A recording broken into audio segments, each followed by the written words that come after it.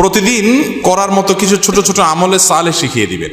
প্রতিদিন করার মতো প্রথম আমলে সালে হলো 5 ওয়াক্ত নামাজ সময় মতো ধীরে ধীরে আদায় করবেন। এর চাইতে বড় কোনো আমলে চলে না। এই একটা যদি করেন আর ছোটখাটো কোনো আমল নাও করতে পারেন, বড় গুনাহ থেকে বেঁচে থাকেন, ইনশাআল্লাহ নাজাতের পথ অর্ধেক সুগম হয়ে যাবে। 5 ওয়াক্ত নামাজ, এইটার কোনো বিকল্প ইসলামে আর কিছু নাই। এইটা ঠিক রাখতেই হবে, এই ক্ষেত্রে কোনো ছাড় নাই। দাঁড়ায় না হলে বসে শুয়ে যেভাবে পারেন পড়তেই হবে, কোনো ছাড় নাই।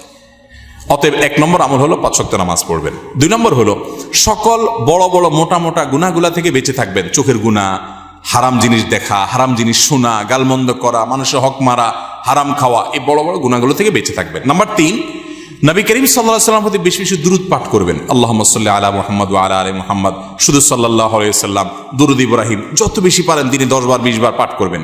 নাম্বার 4, ইস্তিগফার বেশি বেশি করবেন। আস্তাগফিরুল্লাহ ওয়া আতুবু ইলাইহি, আস্তাগফিরুল্লাহ ওয়া আতুবু ইলাইহি, আস্তাগফিরুল্লাহ আল্লাযী লা ইলাহা ইল্লা হুয়াল হাইয়ুল কাইয়্যুম, এরকম ইস্তিগফার পড়বেন। নাম্বার 5,